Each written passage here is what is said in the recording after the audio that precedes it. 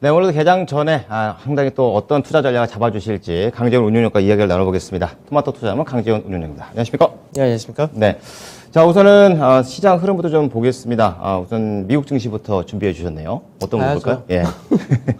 그러니까 미증시가 지난주 금요일 날 옵션 만기로 했었는데 급락이었죠. 네, 예. 또다시 급락을 했죠. 네. 그러니까 이제 어느 정도는 이제 그 바로 넷플릭스가 실적 발표하고 시간으로 20% 가까이 하락을 했었기 때문에 예고됐죠. 하락은 예고되어 있었죠. 예. 근데 이제 이 넷플릭스에 따른 영향이 다른 이제 주식들, 그러니까 소위 말해서 이제 고평가 성장주 쪽으로 확대가 되느냐, 사실 그 부분이었었는데 네. 실제로 확대가 됐습니다. 된 거죠. 네, 예. 그래서 이제 나스닥 같은 경우가 2.5%대 하락을 한 거고, 음. 이제 S&P나 다우지수는 그나마 하락이 좀 덜 떨어졌다 이렇게 되는데, 네. 결국 이제 성장주 중심의 하락이란 부분이 이제 국내 증시를 비롯해서 아무래도 영향 많이 미친다는 얘기죠. 부담이죠, 이거. 그죠? 예.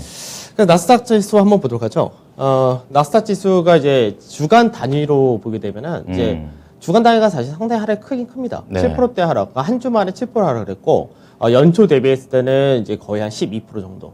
빠릅니다, 이제 빠릅니다. 작년 고가 대비했을 때는 한 네. 14.25% 정도 하락이니까, 음. 굉장히 많이 하락한 거죠. 그렇죠. 그러니까 이제 고가 대비해서 거의 15% 정도 하락했다가 되면은 굉장히 크게 하락을 한 건데, 네. 사실 이 정도의 하락이 우리 최근 들어서 최근 2, 3년 사이에 있었다라고 하면은 기억나는 게 바로 코로나. 그렇죠. 그때 이제 한 29% 주간 그때. 기준으로 거의 30% 가까이 하락을 했었는데 예. 이때가 특수한 상황이었다라고 치면은 지금 현재는 이제 사실 특수한 상황이다라고 하긴 좀 그렇긴 합니다. 변수가 없잖아요, 지금. 사실 이제 연준에서의 통화 정책이란 부분이 있기도 하고 그런 것도 있지만 실제로는 제일 문제된 거는 너무 비싸다는 거죠. 고평가였던 거죠. 많이 올라왔다. 그렇죠? 이거군요. 많이 올라온 거죠. 그러다 보니까 이제 성장주 쪽에 대해서 쏠렸던 부분이 더 문제가 된 거고 네. 지난주에도 잠깐 말씀드렸지만 추세량이 다 이탈을 한 상태입니다. 음. 그러니까 이제 얼핏 보면은 이제 나스닥이라는 쪽은 이제 추세 자체를 완전히 깨버린 상태이기 때문에 네. 나중에 새로운 추세를 만들기 전까지 미증시에서 성장주 중심의 나스닥 같은 경우는 상승 추세는 이제 없다고 봐야죠. 그러니까 중요한 건 이제 어느 구간에서 반등을 할 수 있을 것이냐. 그쵸. 사실 또 그 부분이 되겠죠. 네. 근데 여기서 또 한 가지 보게 되면은 이제 연초 이후에 이제 S&P 지수 한번 볼 필요 있는데 네. 아까 이제 나스닥 같은 경우 연초 이후에 이제 하락폭이 이제 실제로 한 12% 정도 된다 말씀드렸는데 연 S&P는 7%? 7.7%죠. 네. 그러니까 이제 S&P 안에 기술주도 들어가 있고 가치주도 들어있고 전체적으로 다 섞여 있죠. 예. 근데 이거를 또 구분해서 보게 되면은 성장주가 포함된 쪽은 11.8% 하락했으니까 약하네요, 성장주가. 네, 확실히 이제 나스닥과 비슷한 케이스가 되겠죠. 네. 그리고 이제 러셀 2000이라는 중소형? 쪽에서는 중소 같은 경우는 네. 성장주 내에서도 적자를 본 기업 같은 경우는 15% 하락이니까 가차없네요. 하락 자체가 더 크다가 되겠죠. 그렇군요. 그러니까 성장주 내에서도 흑자를 내는 기업이 한 9.6% 상승이니까 네. 결국은 성장주 내에서도 그나마 실적이 받쳐준 쪽은 하락이 덜 떨어졌다는 얘기를 하는 거죠. 이걸 그걸로 알 수 있는 거군요. 그죠? 예. 그러니까 오른쪽에 보게 되면은 이쪽은 뭐냐면 S&P 500 안에서도 가치주입니다. 반대 사이드. 그죠? 예. 그 가치주 같은 게 어떻게 되냐? 연초 대비 상승입니다. 0.4. 예. 유일하게. 가치주 쪽에서는 플러스 0.4%니까 네네. 성장주와 달리 그래도 상승을 했다는 얘기죠. 지수가 급락하는 성장주 와중에서도 빠진 거에 비하면 완전 잘한 거죠. 완전 잘한 거죠. 예. 그래서 바로 옆에가 2% 하락이란 건데 뭐냐면 이거는 실적이 떨어지는 쪽. 예. 그러니까 이제 내에서. 가치주 안에서도 네. 실적이 실적이 받쳐지 못하는 쪽은 하락을 그래도 하긴 했다는 얘기죠. 예. 근데 시장 대비했을 때는 여전히 강하다가 가치주인 거죠. 음. 그러니까 시장에서 지금 확연하게 구분시키는 거 뭐냐면 네. 성장주 고밸류 네. 이쪽에서는 지금 차익실을 셀 수밖에 없는 게 네. 이게 앞좀부터 계속해서 같은 얘기지만 지금 비트코인 같은 경우가 고가 대비 반토막 났죠. 근데 이게 궁금한 게 비트코인 겨울이 온다 그러는데 진짜 그렇게 보십니까? 전 그렇게 봅니다. 어. 그러니까 제가 이제 비트코인을 제 개인 유튜브에서는 네네. 앞전에 이제 62,000불일 때 비트코인이 3만 불까지 떨어지겠다라고 생각을 했었거든요. 지금 35,000이에요. 35,000불이죠. 네, 네. 그러니까 그때도 똑같은 관점이었었는데 이게 가상자산과 그리고 이 기술적 빵을 중심으로 해서 자금이 너무 많이 쏠렸었기 때문에 그런 거군요. 그 부분이 이게 빠지는 과정이 무서운 거죠. 음. 그러면 이제 결국 그 부분은 이제 가치주의 상승이라는 쪽으로 연결된 것이 맞는 케이스라서 네. 그래서 현재 미 S&P 지수라든지 미증시 같은 경우도 가치주는 상대적인 반등을 해준다는 얘기죠. 그러니까 이런 부분이 이제 하락이 제한될 부분인데 네. 문제는 국내에서는 나스닥에 대한 관심이 더 높고 이제 기술주를 대표하는 것이 또 나스닥이기 때문에 네. 국내 증시에도 영향을 미친다는 거죠. 그럼 이제 나스닥 같은 경우는 단기적으로 하락이 원체 크게 나왔으니까 네. 이제 기술적 반등을 할 수 있느냐 이 부분인데 반등하려면 단순하게 낙폭이 컸다 해서 반등하지는 않습니다. 뭐 이유가 있어야 트리거가 되잖아요. 있었죠. 예. 반등의 모멘텀이 있어야 되죠. 네. 그래서 이번 주 같은 경우가 미국의 기술주 대표적으로 뭐 마이크로소프트부터 해가지고 인텔, 실적 테슬라, 있죠. 실적 발표죠. 예, 애플까지 해서. 예. 그래서 이번 주는 기술주들이 실적 발표하는 구간 때 이미 먼저 어떻게 보면은 우려감을 먼저 표명을 했으니까 실적을 발표하면서 또 그들 기업들 같은 경우 특징이 실적이 그나마 되는 쪽이거든요. 그렇죠. 그러니까 이쪽에서가 반등의 트릭을 해줄 수 있느냐 이 부분하고 연준회의가 있으니까 연준에 의해서 네. 시장에서 우려했던 부분이 사실 다 반영이 되어 있거든요. 그렇죠. 그래서 어느 정도 안도 랠리를 해줄 수 있는 그런 배경을 만들어주느냐 그 부분이 이번 주 중요하다가 될 겁니다. 실적과 그리고 연준 이 두 가지를 봐야 되겠네요. 그 전까지는 계속해서 이런 불안한 움직임이 지속될 것 같습니다. 자, 다음 차트 좀 보도록 하겠습니다. 네, 마찬가지로 이제 글로벌 증시 전체적으로 이제 지난 한 주를 좀 보면 네. 되는데 아까도 봤듯이 나스닥 같은 경우 7.6% 하락했다 했었죠. 그렇죠. 근데 나스닥과 S&P가 이렇게 하락을 하다 보니까 네. 선진지수 시장도 4.7% 하락 나타났다. 그러니까 선진국이 안 좋다. 그죠. 예. 근데 이제 국내 증시도 마찬가지로 3% 전후의 하락을 보이긴 했었죠. 네. 근데 옆에 바로 유럽을 보게 되면 이거 잘하는데. 유럽은 1%에서 1.8% 정도 하락이죠. 미국만 그런 거군요. 그죠? 그러면 미국이 네. 지금 문제인 거죠. 네. 바로 그 옆에가 신흥국 아시아 증시입니다. 우리나라가 포함되어 있는. 네. 그 신흥지수 같은 경우는 이제 MSCI 신흥지수는 예. 1% 하락했고요. 음. 중국 같은 경우가 강보합이었죠. 아, 오히려 0.04네요. 태국 같은 경우는 1% 하락. 인도만 좀 많이 빠졌고. 인도나 대만 같은 경우는 그동안 많이 올라가서 밸류가 비쌌습니다. 이것도 고밸류군요, 결국엔. 아. 그러면 지금 결국은 뭐냐면 네. 딱 보게 되면 선진증시 같은 경우가 12개월 포워드 퍼 같은 경우가 네. 전 세계가 19% 정도? 네. 18%. 그리고 선진국이 평균이. 선진국 19%. 네. 그리고 신흥국 12%죠. 그만큼 밀려있던 만큼 덜 타격을 받는 겁니까? 그죠. 어. 그러니까 지금 미국 같은 경우가 실제로 21%였거든요. 예. 그러니까 굉장히 높았던 거죠. 떨어질만 한 거군요, 이걸 보고 그죠. 있으니까. 근데 이제 지금 유럽 같은 경우는 15% 정도 수준이니까 네. 예전에 2000년대 초반 코로나 발생하기 전에 수준 정도가 15% 정도였으니까 실제로 유럽 같은 경우 비싸다라고는 할 수 없다는 거죠. 예전에 평균 수준이니까. 아, 그렇군요. 그리고 이제 우리나라 같은 경우 이제 10.4%, 10.1% 제일 낮네요. 떨어졌죠. 굉장히 많이 떨어졌죠. 근데 이제 이 부분도 예. 뭐라고 얘기하면 우리나라가 2000년대 초반에 코로나 발생하기 전에 파워 자체가 10.6에서 8 정도가 평균파였으니까 네. 그렇게 따지면은 우리나라는 덜 빠진 게 원래 맞는 거였죠. 그렇죠. 그죠. 그럼 이제 아까도 봤듯이 가치주라든지 이런 것들이 상대적으로 선방을 했고 해외 증시에서도 아시아라든지 신흥증시 같은 경우는 네. 밸류적인 부분이 비싸지 않으니까 그렇죠. 마찬가지 선방을 했죠. 네. 근데 국내 증시는 3%대 하락을 했다는 거죠. 그럼 그 변수가 뭐예요? 민감한 거예요? LG 에너지 투자심리가? 솔루션. 아. 그리고 변수에서 민감했던 부분이 예. 미국에서의 마이크론 테크놀로지 반도체 지수가 빠지니까 예. 시총이 높은 삼성전자 하이닉스도 그 영향을 받았다 되겠죠. 그게 우리나라가 더 밀리게 된 이유였군요. 네. 그래서 이제 앞전 같은 경우는 시장에서 고밸류라고 하는 이제 우리가 일반적으로 얘기하는 네네. 인터넷 플랫폼을 비롯해서 게임 그리고 성장주 중심의 하락이 셌던 거는 그때는 오히려 밸류에이션 정상화하기 위한 과정이었기 때문에 괜찮다고 말씀드렸던 부분이었고 그렇군요. 그래서 상대적으로 가치주가 많았던 코스피 200 쪽에서가 이제 오히려 버팀목을 해줘야 되는데 문제는 LG에너지 솔루션이 들어오면서 아. 기계적인 매도가 확대된 부분이 커졌던 거죠. 그게 코스피로 들어와 버리니까 그나마 막을 수 있는 그런 부분마저도 국내에서는 내부적인 사정에 따라서 하락해 버렸다 이렇게 된 거군요. 네.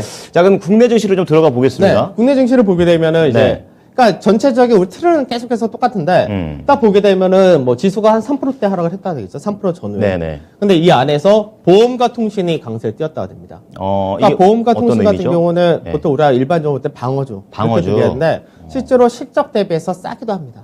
밸류의 매도도 갖고. 방어주에다가 저평가군요. 그죠. 예. 그러고 나서 이제 하락이 컸던 쪽이 오히려 자동차라든지 에너지화, 철강, 조선, 건설 여기다 항공업. 민감주 쪽도 많이 들어가 있네요. 경기 민감주가 오히려 네. 하락이 더 컸죠. 그렇죠. 그러니까 보통 우리가 이제 소재, 산업재, 경기, 소비재 이렇게 얘기를 하는데 네네. 이쪽에서 하락이 더 크게 나온 거죠. 그러니까 미증시에서의 S&P 안을 보건 아니면 다른 신흥국을 보던 이쪽이 하락이 덜 떨어져야 되는데 그러니까요. 이쪽이 하락이 더 컸던 이유는 역시 시총 상위에 이쪽이 포진되어 있는 것들. 음. 그러니까 이 기계적인 매도란 부분이 그래서 상당히 이게 새로운 수급이 들어오거나 네. 아니면 외국인들이 이 수급을 받쳐주거나 네. 할 때는 괜찮은데 네. 그렇지 않을 때는 시총 상위가 이렇게 대규모의 IPO가 있을 때는 여지없이 영향을 받는다가 돼버린 겁니다. 그럼 우리나라에서 어쨌든 IPO에 대한 부분은 이제 건너가는 그런 상황인 거잖아요. 네. 그러면 이제 이런 부분이 해소됩니까?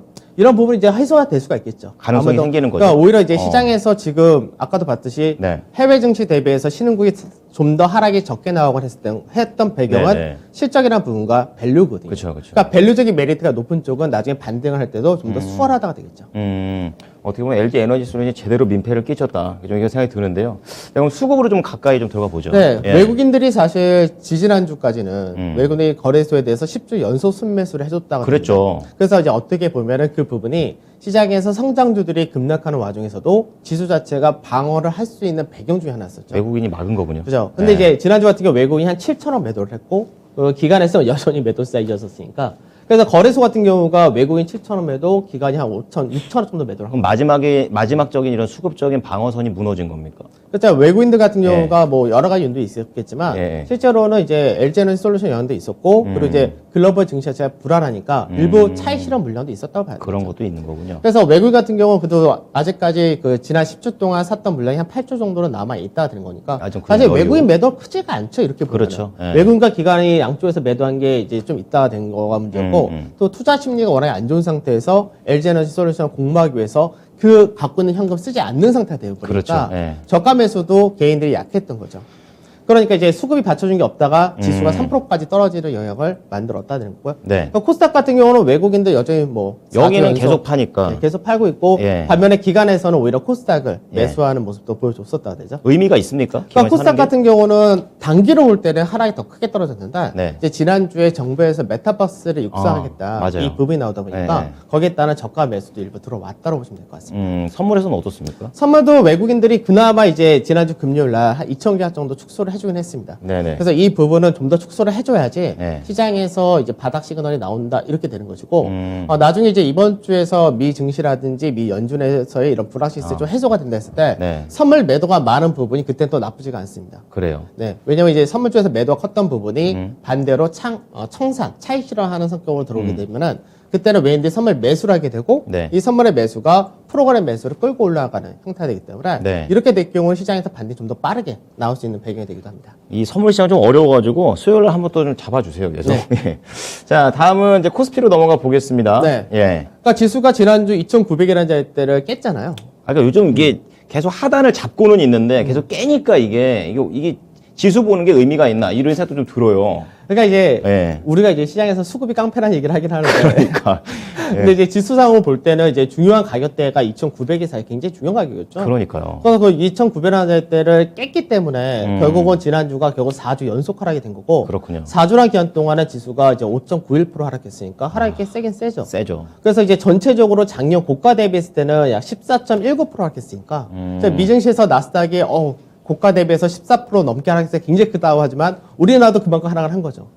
우리는 버텨야지 이게 참 그래서요. 근데 이제 여기서 이제 우리가 예. 밸류적인 부분 아까 제가 얘기했던 게 네. 가치주가 왜 선방을 하고 이제 미증시라든지 그런 데에 비해서 다른 신흥국가가 하락이 덜 떨어지거나 네. 그렇게 나타난 배경 그거 밸류라고 말씀드렸잖아요. 그러니까 싸다 이거잖아요. 예. 싸다는 부분도 있지만 저평가. 이제 어느 정도 저평가 그런 부분인데 그러면 현재 국면에서 우리가 믿을 수 있는 건 사실 밸류밖에 없다는 얘기죠. 그렇죠. 그래서 현재는 12개월 선행 PER 같은 경우가 예. 2,790이 딱 10배짜리입니다. 어. 그러니까 이 자리 때는 굉장히 싼 거죠. 우리나라 역대 국내 증시의 평균적인 흐름을 보더라도 굉장히 싸다라는 게 10배 정도 수준이 굉장히 싸다라고 얘기를 하는 거고. 최대한 그러니까 하단으로 잡을 수 있는 게 저 포인트인 겁니까? 그죠. 어. 그리고 이제 12개월 선행 PBR, 자산가치. 한 배.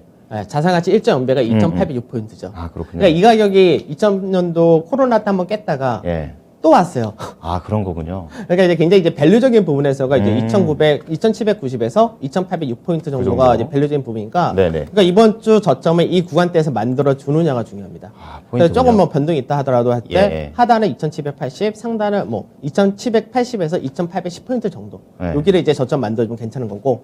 4주 연속했으니까 기술적 반등이 나오기도 좀 수월하긴 하겠죠. 네. 그리고 이제 밸류란 부분을 사실 신뢰할 수 있는 부분이 어디서 나와야 되냐면 네. 영업이익이 증가세가 나와야 됩니다. 실적 말씀하시는 그죠? 거죠? 실적이 감소했을 때는 저 선행 PBR이라든지 PBR이 신뢰도가 떨어집니다. 아, 그렇죠. 아, 근데 이게 이제 근거가 실적이 되는 그죠? 거죠. 그러니까 실적이 지금 올라오는 상태니까 아. 그나마 저 밸류에 대한 믿음이라든지 신뢰를 갈 수 있다가 되는 거겠죠. 그럼 이제 어느 정도 실적이 좀 잘 나오고 그리고 앞으로에 대한 실적도 괜찮을 거라고 생각되고 최근에 말씀을 해주셨던 이 영업이익 매출의 상승세가 나오는 종목들을 지금 담아두면은 오히려 좋죠. 포인트가 되는 거죠. 좋죠, 오히려. 그러니까 이제 보통 우리가 어떻게 생각하면 이게 시장 심리가 너무 불안해지면은 네. 2,900도 깨졌는데 2,800이 지지되겠어? 2,800 그렇죠. 깨지면 2,700 믿을 수 있겠어? 그러니까 이 부분은 네. 이제 일반 개인 투자자분들은 원래 밸류를 쉽게 안 쓰시거든요. 아. 그러니까 작년까지 제가 스타일을 바꿔야 된다고 올해부터 스타일을 완전히 바꾸셔야 된다는 얘기를 계속 했던 게 왜냐면 작년까지는 누가 밸류 신경 쓰고 매매를 합니까? 그냥 이슈가 붙고 좋다 하면 우르르 매수를 했었고. 그렇죠. 근데 사실 그게 과한 게 문제였다라고 말씀드렸는데 시장에서 실제적으로 네. 이런 실적과 밸류를 보는 시장으로 바뀌어간다는 얘기거든요. 좀 더 이제 시장 자체에 화학적인 변화가 오고 있다. 좀 이렇게 좀 말씀을 좀 해주시고 계십니다. 네. 자, 그렇다면 이제 대형 지수도 좀 준비를 해오셨는데 이 부분에서는 네. 어떤 걸 볼까요? 대형 지수는 사실 하단 자리를 그나마 지난주에 딱 살짝 깨긴 했는데 평균 이 아슬아슬합니다. 박스권 하단을. 근데 예. 이제 전체적인 밑꼬리까지 했을 때 이제 아슬아슬한 상태인 거죠.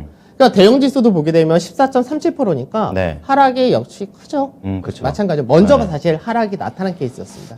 그렇군요. 종합주까지보다. 네. 그래서 이제 이번 주 중요한 것이 이제 대외적으로는 미국에서의 기술주 반등이 나올 수 있느냐, 연준회의가 어떻게 결과를 보여주느냐 이 또 부분이지만 그거군요. 예. 국내적인 부분에서는 본격적인 어닝 시즌이 이제 시작이 되는 거죠. 실적 잘 나오냐?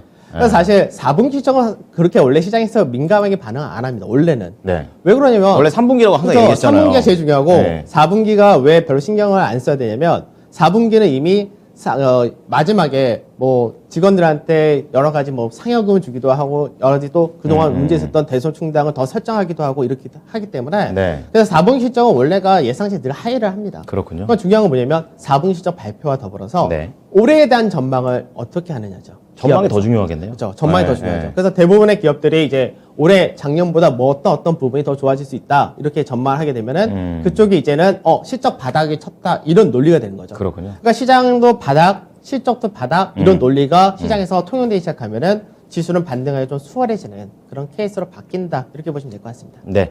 지금 당장은 힘들지만 그래도 조금 앞을 내다보면 지금 희망이 살짝 보이고 있습니다. 자, 그럼 코스닥도 좀 보겠습니다. 코스닥은 사실 고가 대비 하락폭은 좀 더 작습니다. 근데 안 좋게 보시잖아요, 코스닥은. 네. 네. 그러니까 이제 제가 안 좋게 봤던 이유는 네. 그러니까 작년 말까지 보면 코스닥은 거의 고가까지 올랐거든요. 그렇죠. 네. 근데 이거는 아까도 말씀드렸듯이 시장에서 밸류를 안 봤거든요.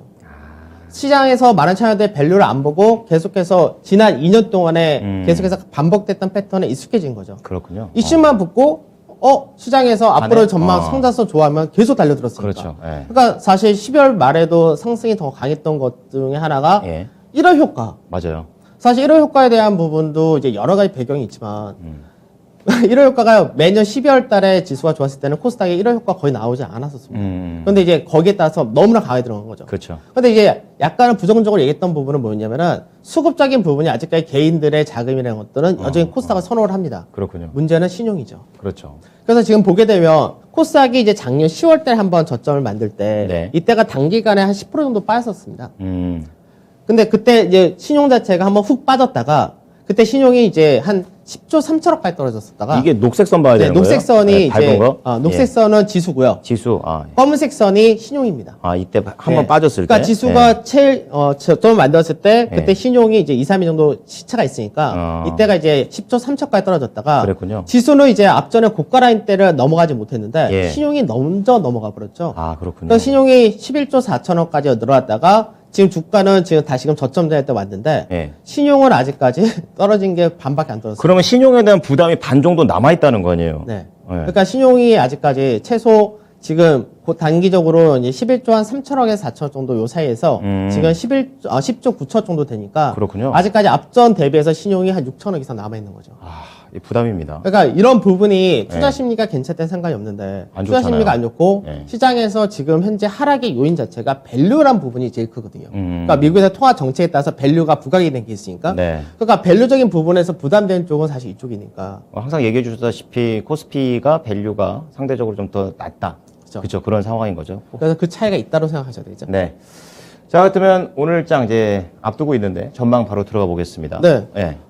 우선 연준회의가 있는데 봐야 되고. 네, 네. 불확실성 완화 여부입니다. 그러니까 시장에서는 지금 전망하는 부분이 사실 1월 연준회의에서는 뭐 그렇게 크게 얘기할 건 없다. 예. 다만 이제 시장에서 요 근래 말이 많았었던 3월 금리 인상. 하냐 안 하냐. 그죠? 하냐 안 하냐. 예. 그 부분과 이제 소위 말한 QT.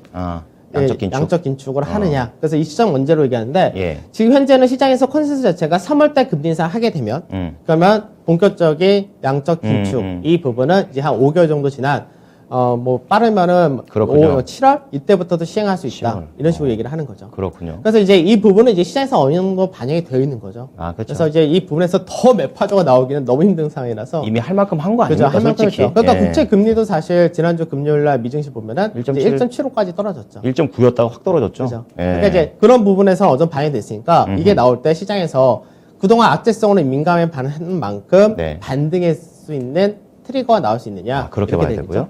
그다음에 미국의 기술주 중심의 시적 발표를 한다는 거죠. 그래서 사실 테슬라도 지금 많이 빠졌죠. 맞아요. 1200불에서 지금 900불 초반까지 떨어졌으니까. 네. 근데 이제 테슬라도 사실 비싸긴 비싸죠. 맞아요. 근데 이게 마이크로소프트 같은 경우는 그렇게 비싸다 못하는 실적이 월등히 좋은 쪽이고 애플 같은 경우도 실적이 워낙 좋으니까 얘네들이 잘해줘야 그죠. 미국 주식 그나마 가는, 미 예. 증시에서 나스닥에서 시가총액을 다 차지하는 쪽이라서 이 트리거 방아쇠가 될 수 그죠. 있을지 봐야 되겠네요. 반등에 그죠. 이게 되느냐가 중요합니다. 네. 그래서 예상하기로는 사실 월요일과 화요일 사이에는 기술적 반등이 나오고 네. 수요일 하루 정도는 약간 조정하다가 목요일날 연준회의 하면서 그때부터 본격적인 반등이 그나마 좀 나오지 않을까. 우선 그렇게 전망을 하고 있습니다. 국내도 있네요. 그죠. 국내도 이제 본격적인 어닝 시즌이 이제 그쵸. 개막이 됩니다. 네. 그래서 이제 오늘 같은 경우가 삼성 바이오로직스가 있고 내일이 이제 현대차가 있고 네. 수요일 날부터가 이제 엄청나게 많습니다. 굵직굵직합니다. 네, 구축한 기업들 네. 대부분 다 거기서 발표를 하는데 그래서 여기서 그런 걸 봤을 때는 2022년 실적 전망 상향이 대부분 되어 있고 그렇군요. 그리고 실적이 올해 작년보다 좀 못하더라도 밸류가 워낙 싼 쪽이 실적주들이기 때문에 그래서 이쪽에서는 충분히 반등할 수 있는 메리트가 다 있고 여기에 따른 트리거가 여기서 해줄 수 있느냐 이 부분인데 딱 하나 남아있는 게 여전히 LG 에너지솔루션. 그러니까 이쪽에서가 지금 이게 이제 약간 좀 진정됐습니다. 예, 처음에는 시장에서 따상 가능하다, 100% 이상 가능하다 이 얘기 네. 계속 나오다가 예. 이제는 약간 좀 진정돼가지고 한 45만 원 전후 정도는 될 것 같다. 아유, 진짜. 여기 상장에서 좋은 사람은 사장님밖에 없는 것 같아요.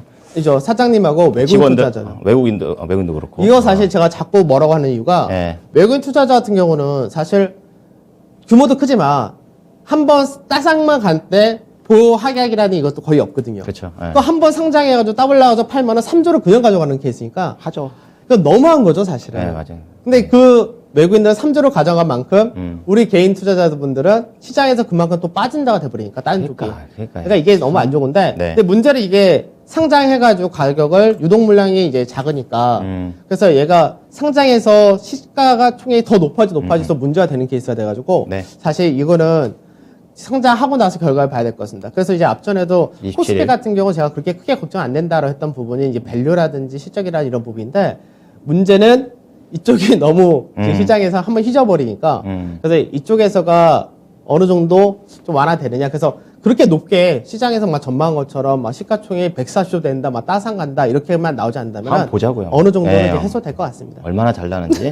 자, 섹터랑 업종 볼게요. 예, 우선 이제 반도체 같은 경우 여전히 그 영업이익 자체가 상향되고 있는 상태입니다. 좋군요. 그래서 반도체가 이제 마이콘 테크놀로지에 영향 받는다 하더라도 사실 마이콘 테크놀로지와 삼성전자 하이닉스는 동조화 되는 듯 하면서도 그만큼 따라가지 못했던 케이스라서 이쪽에서 우선 바닥을 잡아줘야 될 것 같고요. 반도체. 그다음에 자동차 같은 경우 최근 들어서 러시아 쪽에 대해서 미국에서 규제를 할 수 있다. 그러면 러시아 쪽에 대한 뭐 가전제품이라든지 자동차 수출이 막힌다 이런 논리였는데 네. 이제 그 부분도 이제 어느 정도 완화되면은 다행히 메리트 실적이라든지 이쪽은 원체 이번에 확실한 그런 구간이라서 근데 유통 쪽도 어느 정도 봐주셔야 되고 철강 보셔야 되고 조선 같은 경우는 이제 작년 4분기로 통상임금 이런 것들을 다 선방했기 때문에 네. 턴라운드라든지 실적 전망이 올해 가장 높은 쪽은 조선입니다. 확실하게 털었군요. 자, 오늘 내용 잘 참고하겠습니다. 고맙습니다, 운용님. 네, 감사합니다. 네, 지금까지 토마토 투자자문 강지원 운용력과 함께한 오늘장 모닝이었습니다.